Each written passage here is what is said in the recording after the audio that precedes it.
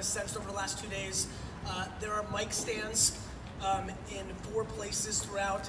There are 2 for everybody up there in the bleachers. There's right there. So I really want to go into Q&A and maximize our time together. But what I really want to talk about before I go into that is, in the macro, I genuinely believe that this is the greatest era to be navigating in the human race. I just actually believe that. I believe that we've made so many advances, but most of all, everybody that's here today has the luxury of being alive during the prime years of the internet, which is the disproportionate invention in the human race. We are now, the internet was awesome in 1996, but it wasn't at the scale that it is today, and the opportunities are ludicrous. And for all the disruption that's happening in all 4 of these categories that so many of you are in, with all the innovations of the companies that have the leverage with referral fees and things of that nature, you too could take the power of that platform and you could have the relationship with the end consumer if you chose to. And that's just not how it used to be. It used to be too expensive to do that. It was expensive to build 50 offices. It was expensive to give Walmart, millions of dollars to put your product on the shelf. This is the moment. This is really the moment. And a lot of my passion and the reason I've gotten so loud, especially over the last 2 or 3 or 4 years, is predicated that I just know this is the moment. I know when you have the best hand, you need to go all in.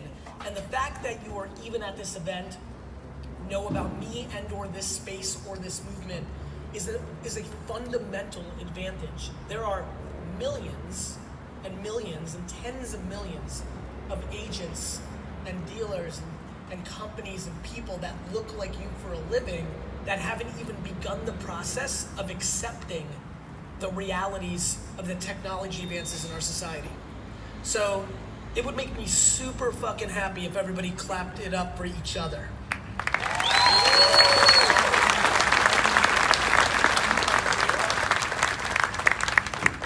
Let's do that again, because that was some tennis shit.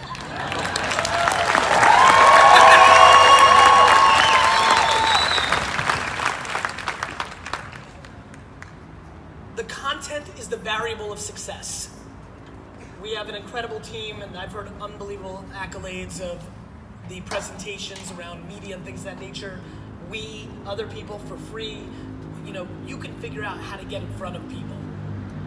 Pre-roll YouTube ads for what you do for a living is something you can look up with a Google search and pretty much get on your way, right?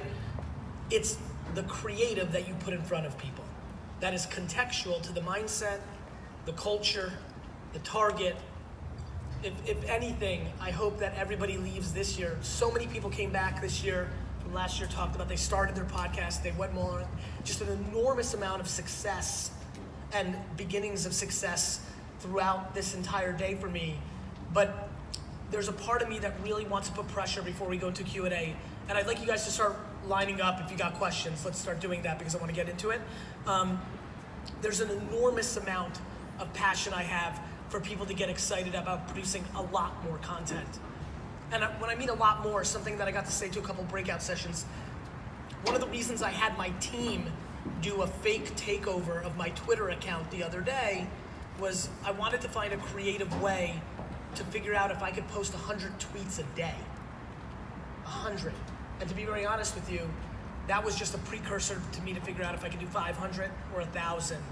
The sheer volume of content that I think will be the differentiator of the mature understanding of this social and digital web is going to be the differentiator. You're not going to be able to continue to just beat your competitors by knowing to run Facebook ads.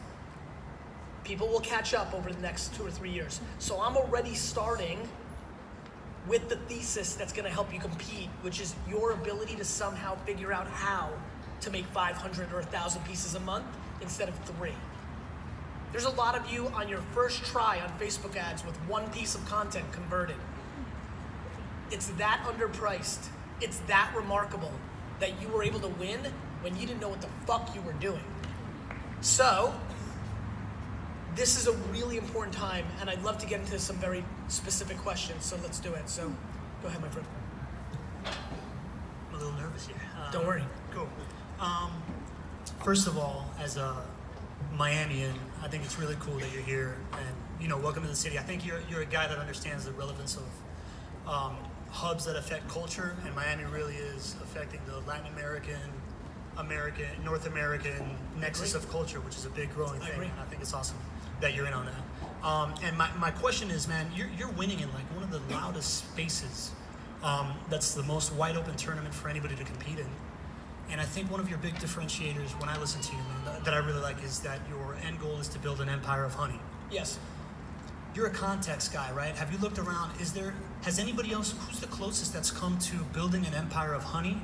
And what stops, how are you, what are the obstacles that are coming to come out of that? It sounds like such common sense. Like what do you foresee as an obstacle in accomplishing that? So I think there's probably tons of big businesses run by nice people. Like Warren Buffett sounds nice.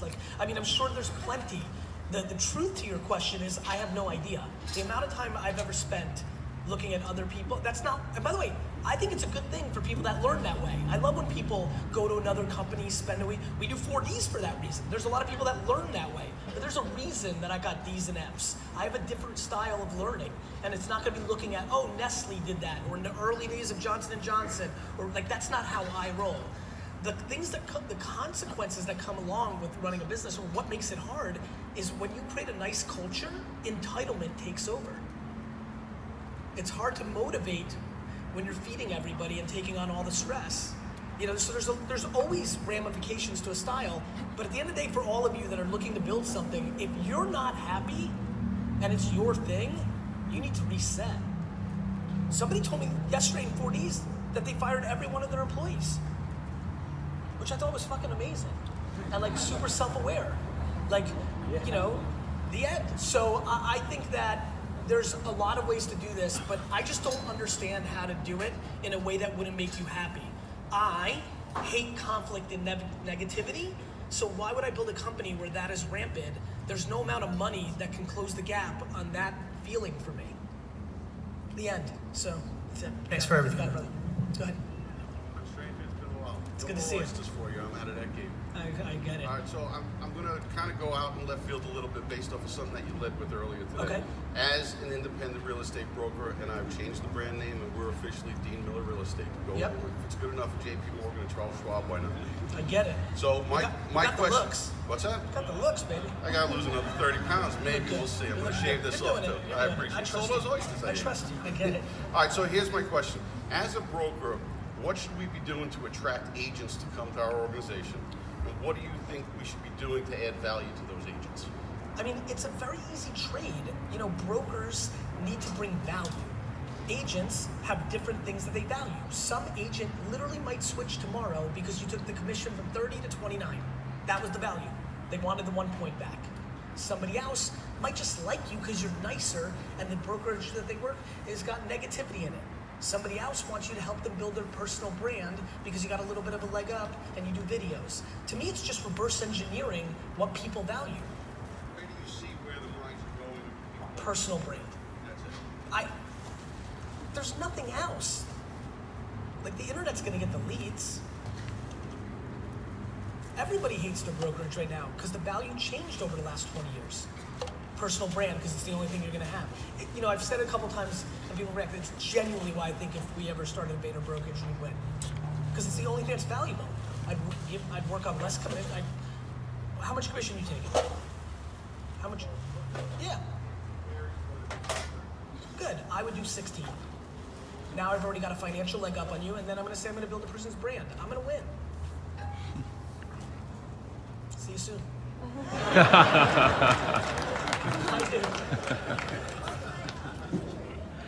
Hey Gary, Jesse Lassiter here from Bayfield, Colorado. Question for you about Agent 2021. Earlier you mentioned that last year kind of getting flack. People were saying it's kind of a hodgepodge of industries.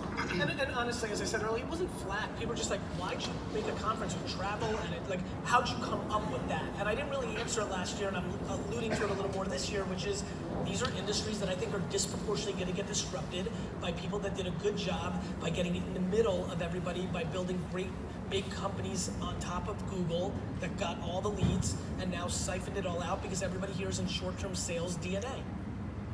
And to piggyback off what the gentleman was just talking about, so is that the end game for VaynerX to create brokerage business? No.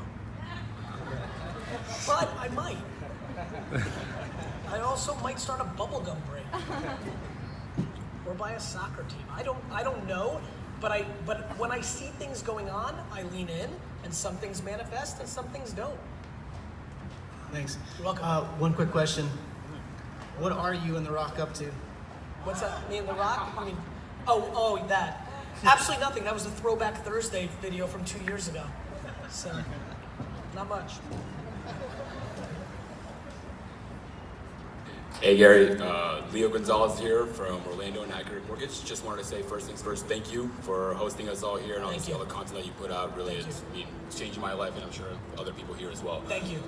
Just kind of want to go on a macro level, not really anything specific in industry related, just more of leadership style. Okay. How do you deal on a personal and as a managerial level with emotional and work distress? Maybe helping your employees compartmentalize. Like myself, I can do it pretty well. I can put out fires, kind of like how you pointed out with relative ease. But how do you, as a leader, pretty much help your employees compartmentalize that? Communication. Right? There's a lot of employees who, I create infrastructure. It's why it was very important for me to build up Claude and the HR department and chief art officer. I lean into leaders that have been around Vayner for a while that build up equity by just being in the company for a while. So I don't get my hands into things where I don't need to get my hands into. Caring, just being updated when things are going on with people. So I stay very close to HR that way. If things are going on in people's personal lives or if there's conflicts with inter-department or people of that nature, I think it ultimately just comes down to over-communicating. When I get the chance to do it one-on-one, it's always rooted in insecurity. People are just insecure. And then, if I get the luxury of really getting to know them, you try to figure out why. And if they can figure out why, you can start building towards the resolution. But it's caring, right? Yeah. No. I mean, just caring to speak to them about that. And one of the things is candor. I talk about radical candor not being a strength of mine at one point at Vayner, but in hindsight, there was a lot of candor. In its detail, I was very comfortable over communicating why I thought they were acting that way because they were scared they were going to get fired. 90% of people navigate through with fear as the lead. Besides communicating, trying to communicate as much as possible, is there anything else you would suggest to kind of break through that wall? Maybe new employee or an employee who maybe doesn't feel comfortable sharing things? You try to create multiple things. It can't just be come to me. I have an open door policy, nobody comes, right? Then you force it. Then you do group dinners. Then you really invest in the people that are cultural monsters within your organization, right? There are many people at Vayner over the last decade that are the reason it worked because they were great at HR and somebody would trust them, but not me, right? So it's just creating a culture where you're eliminating fear. Makes sense. And firing shitheads. Thank you. You got it, brother. Hi. Hi, Gary. So you talk a lot about creating content and attention is the asset. And yes. As agents, we are constantly putting out fires, as that gentleman over there said, and we have inspections to go to and contracts to negotiate and all these different things that are working on our business.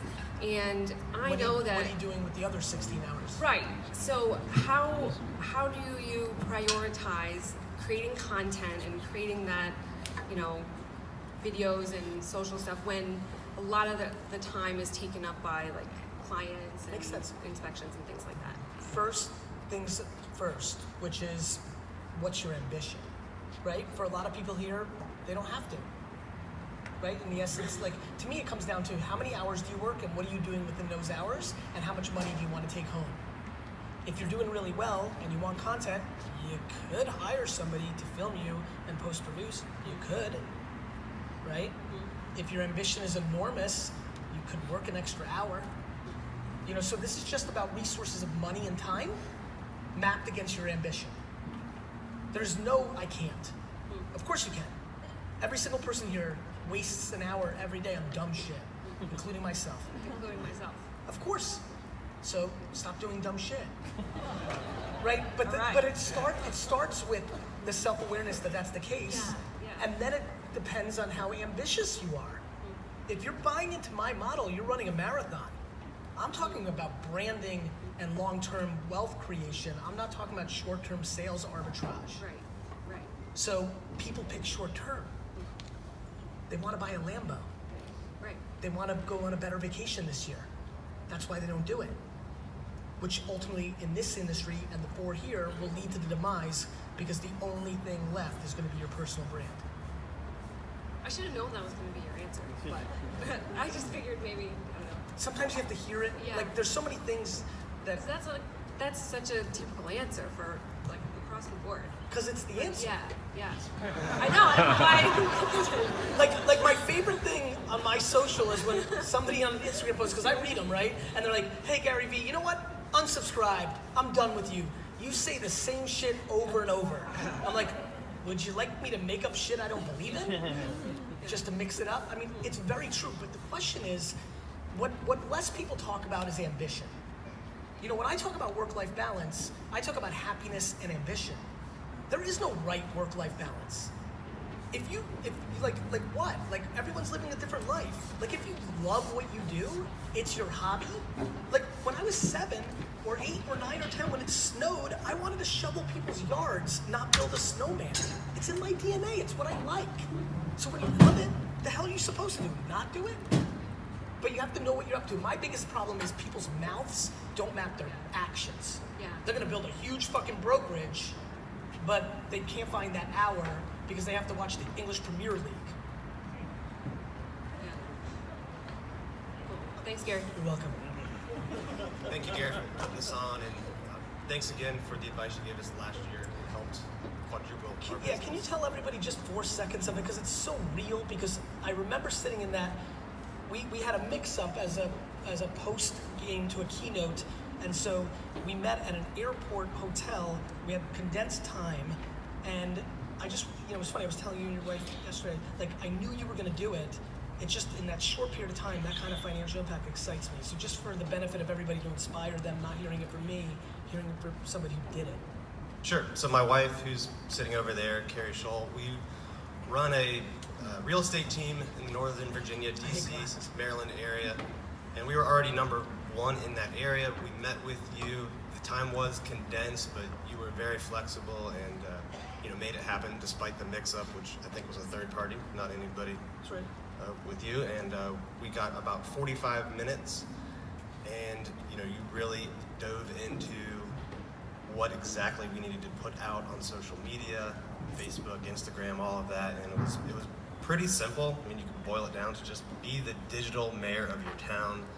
Which, by the way, I think I did it first at like an Inman talk in 2009. Was when I came up with it, improv on stage. I was like, just be the fucking mayor. I'm still obsessed with somebody here filling up the pothole on Main Street and filming it and making the whole town love them. Yeah, that was the example you gave us. I want that one. So we went out and did a whole bunch of series, just going to restaurants, bars, neighborhoods, and filming like a 2-minute highlight reel of what that bar was about, what that restaurant was about, and then promoting it on a local blog that was paid, running Facebook ads to that area, and all of a sudden people were, it didn't work for about a month or two, but then all of a sudden people were like, and by the way, shit, I'm seeing you everywhere. The bail at that month or two part is a lot, because these industries, why I'm attacking it, are sales driven, and so all the other voices are like, whoa, that's bullshit. You spent $1,000, we didn't get a sale. Go back to cold calling, tried and true. Yeah, so all of a sudden people were like, we see you everywhere, and like, well, we cut out direct mail. We went from like 15,000 a month in direct mail to 0 overnight, and put it all into Facebook and Instagram, LinkedIn, YouTube, and it took about 2.5, 3 months, and then we exploded. Normally in December, we would do about 20 deals for 12 million, and we ended up around 86 deals for 52 million in 1 month.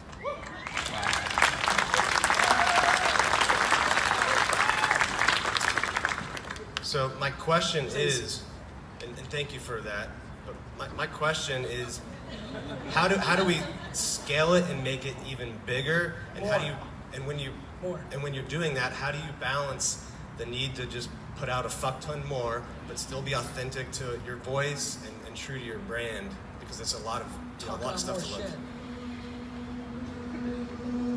Because I imagine for you, like, you've probably got 15, 16, 20 people just working on your personal brand. Like, how do you make sure they're putting out stuff that matches your voice and what you want?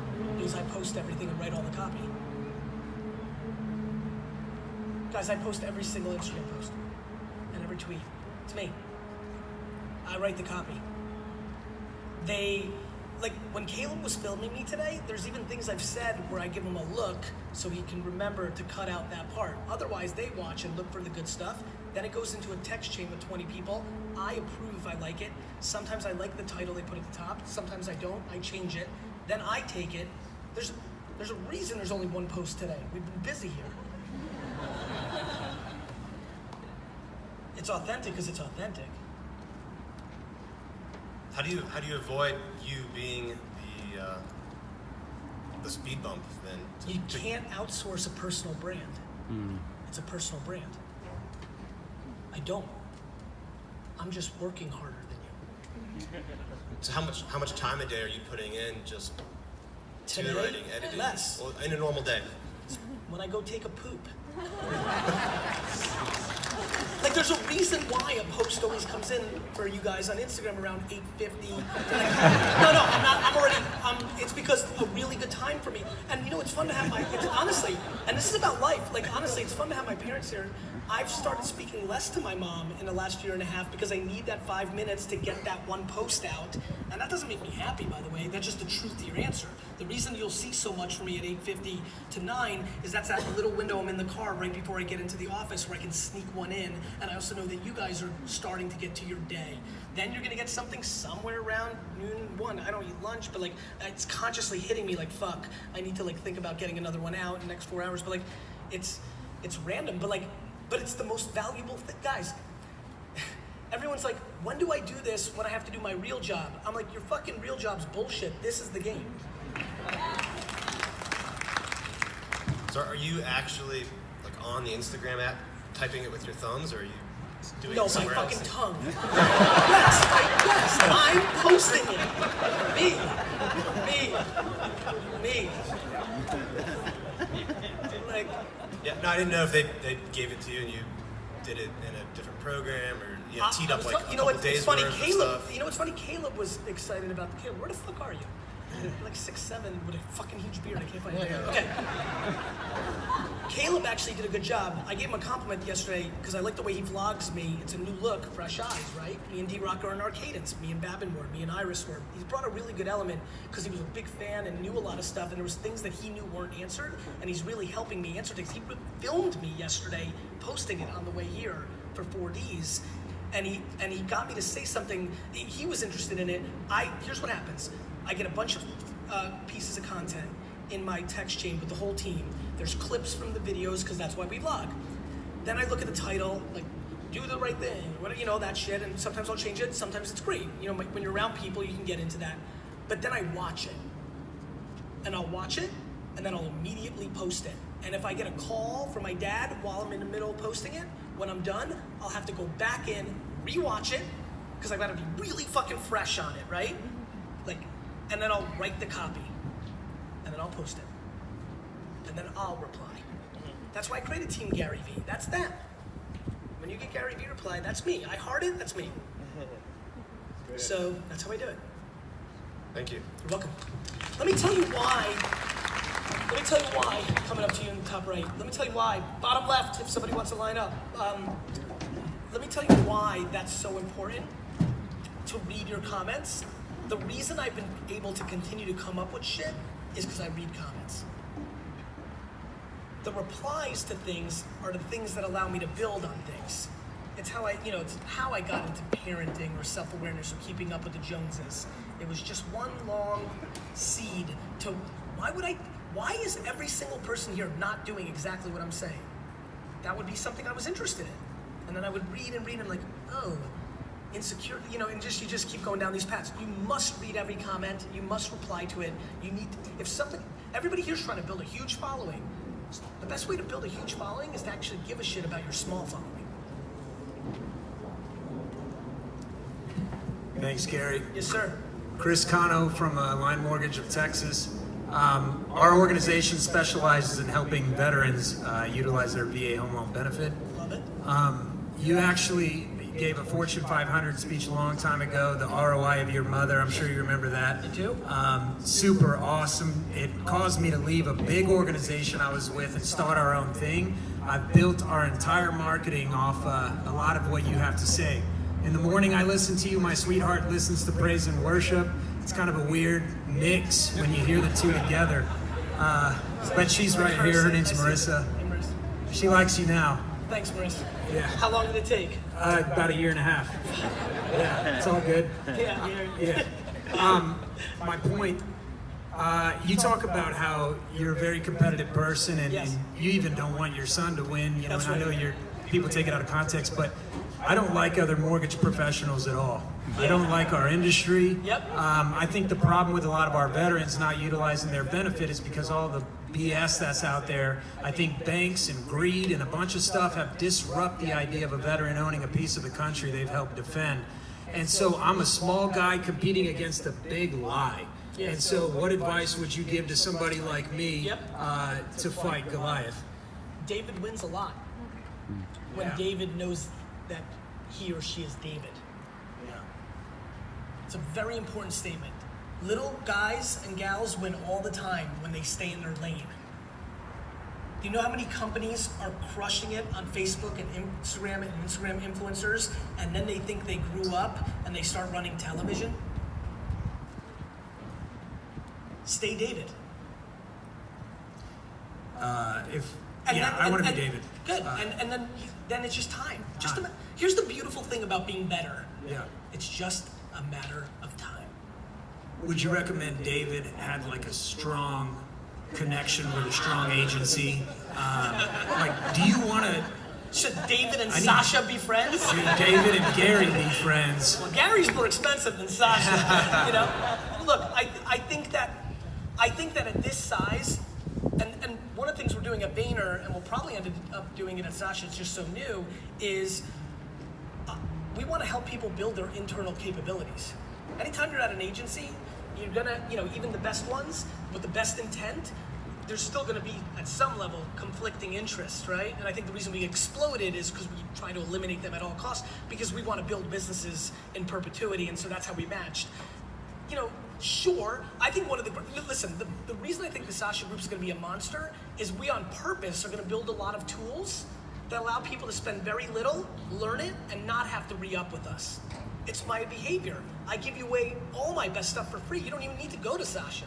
But if you want to go a little further, or Nick Dio is saying something because he's been picking up a lot of vibes here. He's like, look, we need to create like a whiteboard media audit product, because there's people here spending hundreds of thousands of dollars on Facebook, but they don't really know how they're doing it. And so if we just did a half-a-day session and got $20K for it, which would be nice and profitable for all the great people that Johnny and Avery are building up as learning experience for their, because we have talent, boy, right? Profitable for us and for everybody here. If you spend $100,000 and it's 10x more effective, it can get very good. So the answer is sure, but long-term, internal, if you can help it. Thanks, Gary. You got it, brother. Thank you. Thanks for what you're doing. My friend. Hi, Gary. Kim, I can go a little something, right? Cool. Go ahead. Hi, Gary. Garrett Stone, owner of a RE/MAX franchise and Model Mortgage franchise in Westland, Michigan, near Detroit. Hold on 1 second. I apologize. Kim, can you text Alex to push my calls? Cool. Go ahead. First, me and my wife have been following you for about 3 years. We ended up quitting our jobs and going directly into real estate, and then 6 months later dipped into the mortgage companies as well. But it's been a great 2-year run so far.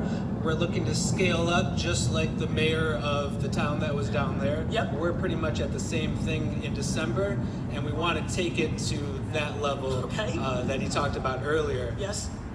We are spending ad dollars everywhere in our town to get our brand out there. A couple of years ago, you gave a talk on how much money you should be spending on social. Where are you at now with the monthly ad budget of what you should be doing no matter what? As much as you can humanly afford. Okay. I like hearing it from you. Let me tell you why. Facebook and Instagram attention is grossly underpriced. It won't be forever. You know, like real estate. It goes up in value. It's coming. Because Google did it. How many people here ran Google AdWords in 2000 to 2003? Raise your hands. Raise them high. Raise them high. Remember that shit? It's not the same price anymore. So, to me, as much as you can, and that means being thoughtful about what you're saving or spending for your life so you can pour more into the business, right? It's gonna go away. As much as you can. But it's content and media. That's where everybody's getting a little bit caught up. Everybody's pouring more media, but they haven't made 14 new, 44 new, 72 new. You're one new video, one new post away from changing the outcome on that CAC LTV leads. Same media spend. 33 to 47-year-old women in Detroit. Different piece of content. $8 lead, $4,000 lead. The content is the variable. People have committed finally to the spend to some degree, but the people here that aren't effective on Facebook right now, it's your content sucks shit. Or your content isn't contextual against your media spend. But the value is clear as day, and it will go away. Thank you. You got it, brother.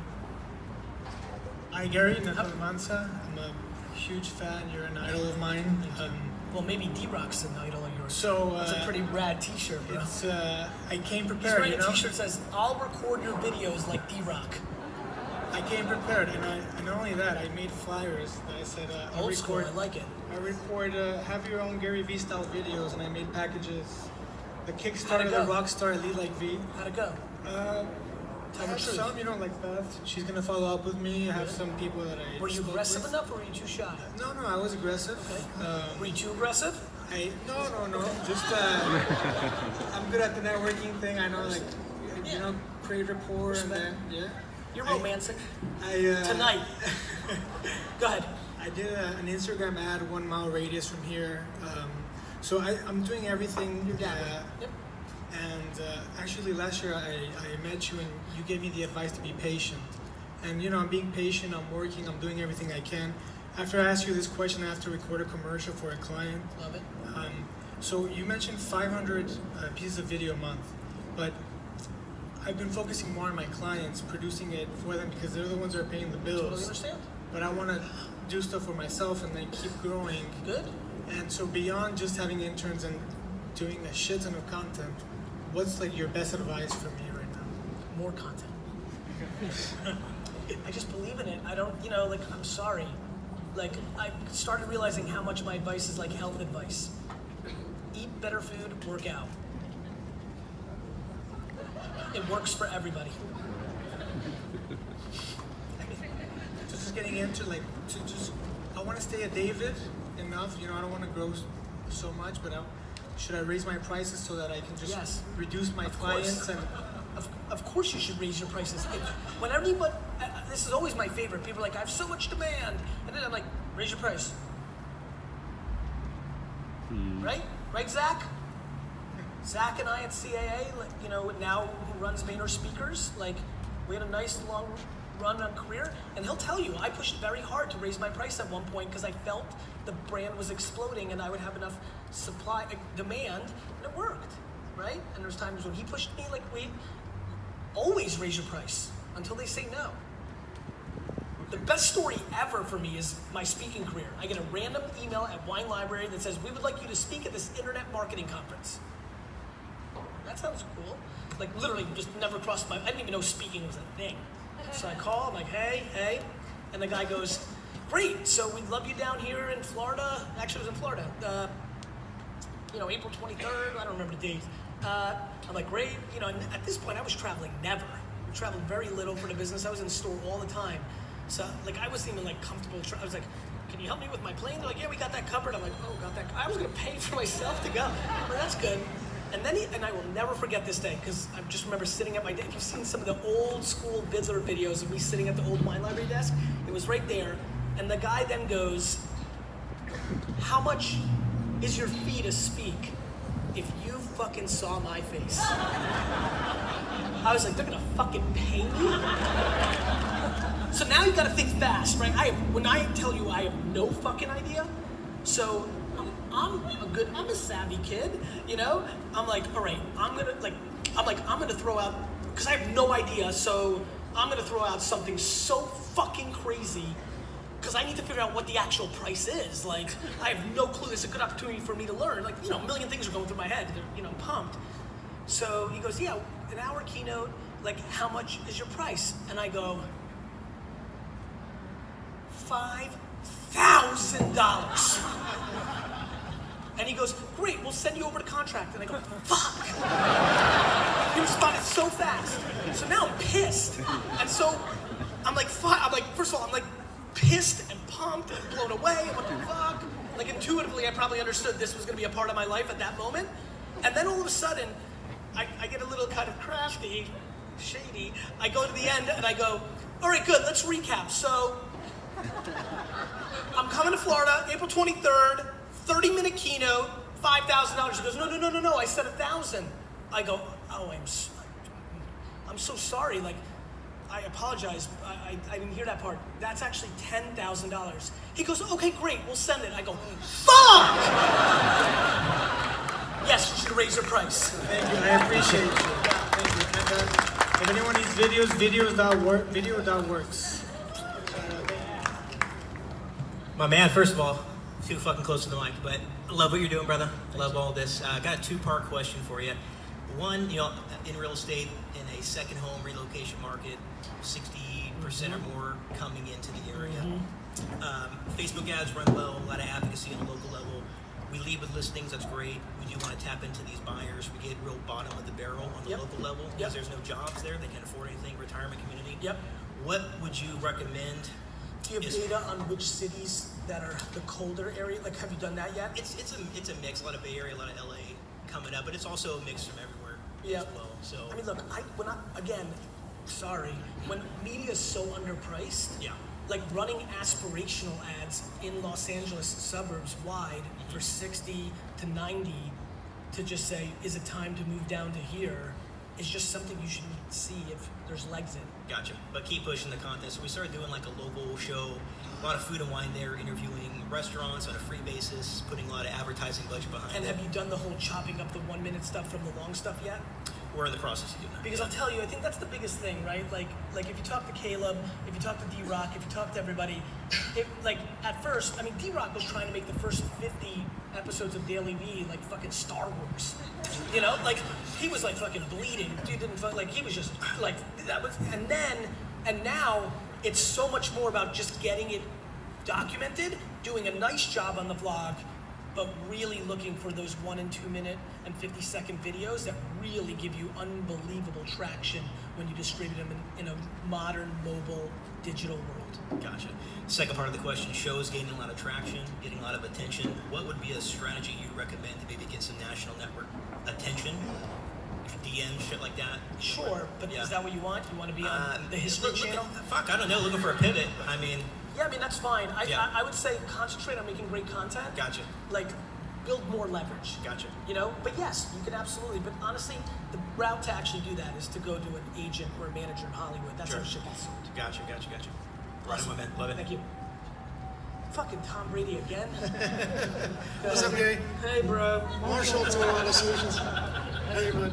It's a Polish podcast. Thank you for everything that you got for us.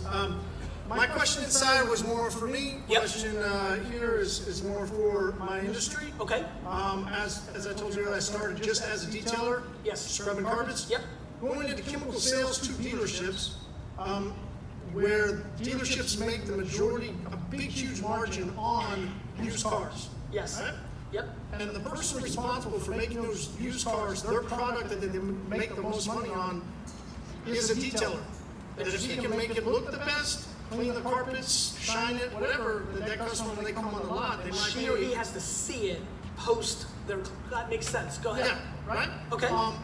The redhead stepchild, the side of the industry that is shit on the most is detailing. and especially the recon department inside dealerships. Okay. Very lack of education, lack of training, lack of proper tools, lack of proper payment, right? All that. Respect. Learning about Honey Empire. Yes. And my question for you was to just even to maybe a dealer here or another dealer, owner, or manager that might be listening, how can dealerships use Honey Empire to invest into those guys, into detailers, to make their lives better and make no matter what you said up to that point, happy employees stay longer and produce better work.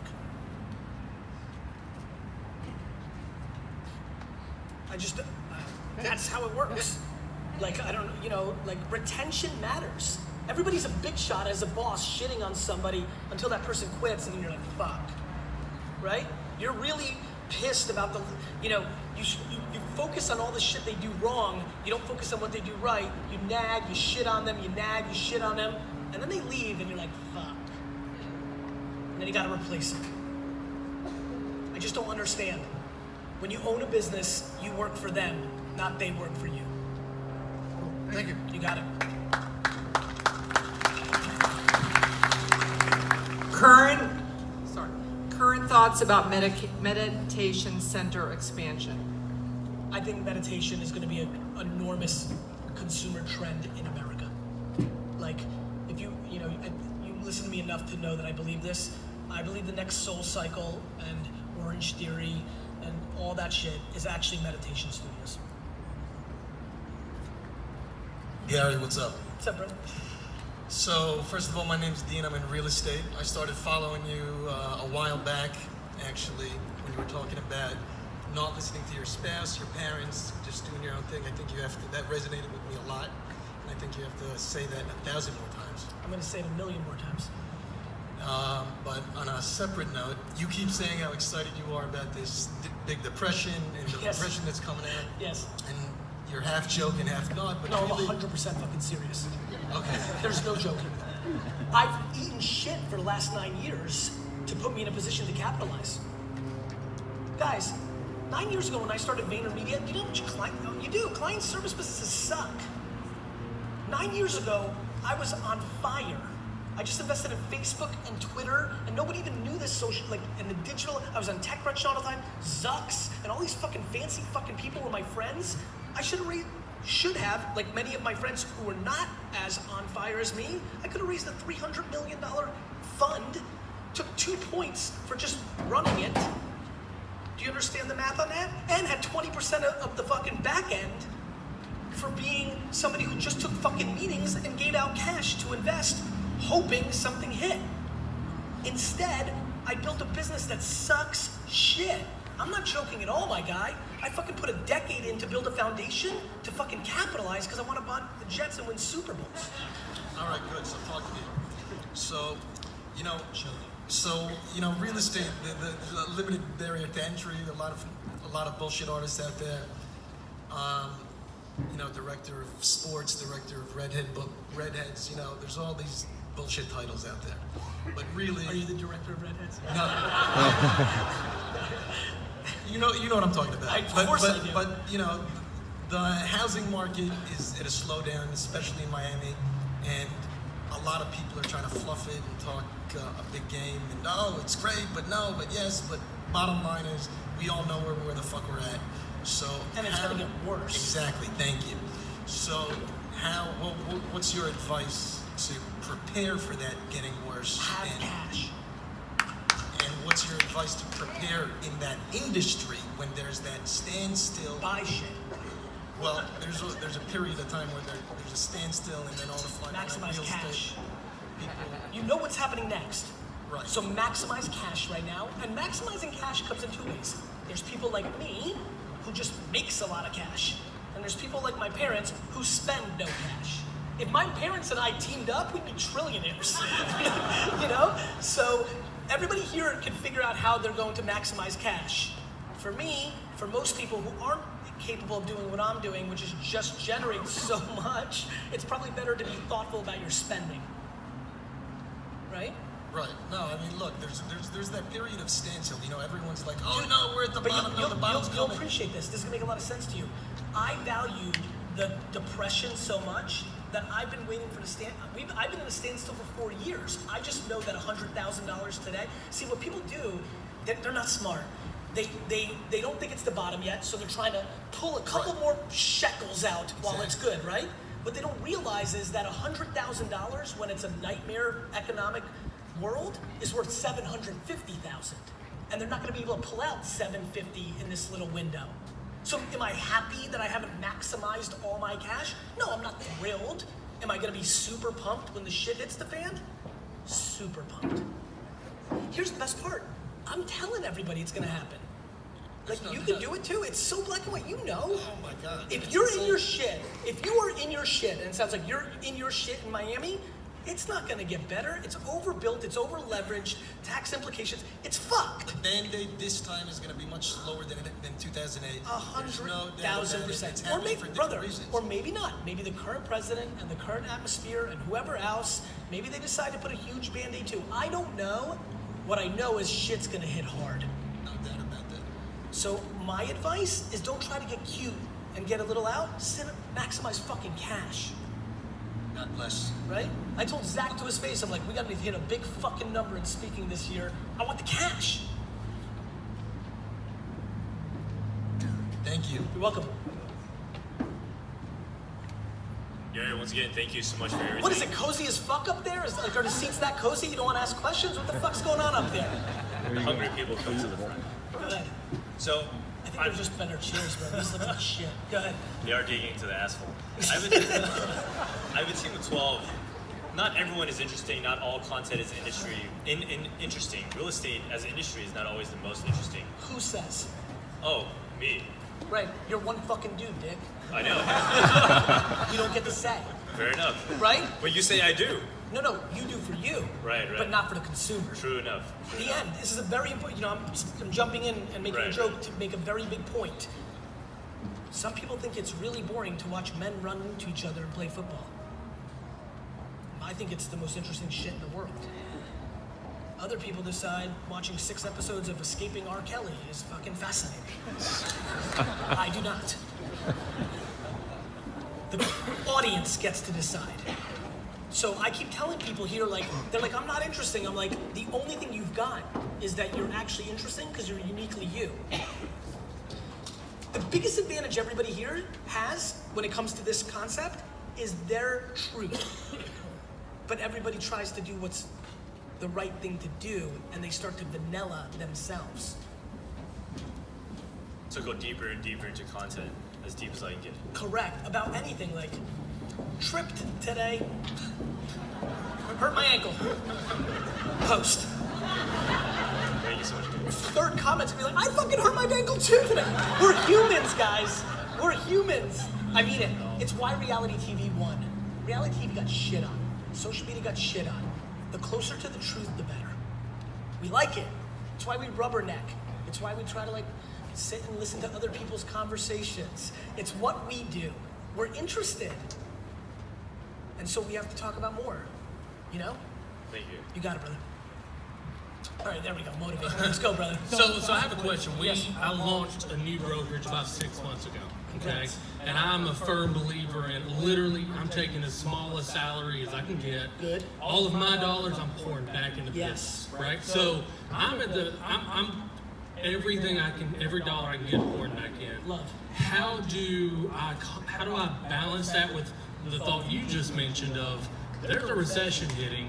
I'm going to want cash to invest when it hits the fan. You're caught in bad timing. Yeah. So I'm pouring it in, but at the same time knowing there's something coming here. Yeah, you're threading the needle. You basically have to decide, can you build enough of brand and enough infrastructure that when shit hits the fan, are you in the top 1 to 2% that picks up the business? I'd have to know what's going on in your business. Well, I'm not as worried about the business. I think we're gonna explode with that. Okay. But every dollar I pour into the business to get to the top 1% is a dollar that I can't spend on buying a 24 apartment unit whenever it's at a discount. This is called decisions. Right. By the way, it might be 29 months before shit hits the fan. You would be able to do a lot of damage in those 29 months. Or it could be tomorrow. If I knew, I'd sell everything the day before. I got a lot of Facebook stock. If I knew, I'd sell it all tomorrow. because I'd rebuy it back for half.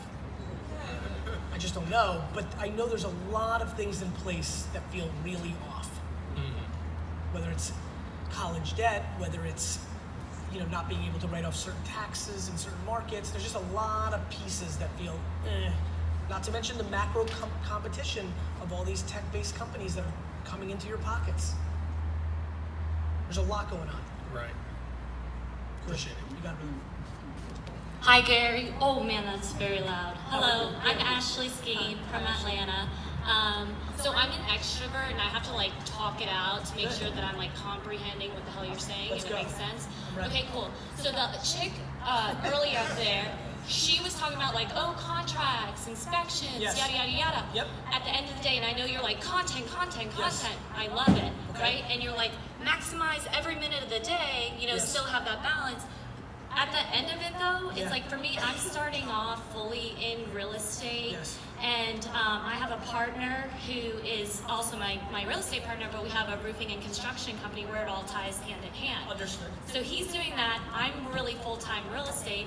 At the end of it, I'm just starting off and I want to do that content, and I don't necessarily have the cash to leverage all the schmegma. I know that's kind of gross, but I don't know. The contracts and stuff, but when you build your brand, it has to be about you. So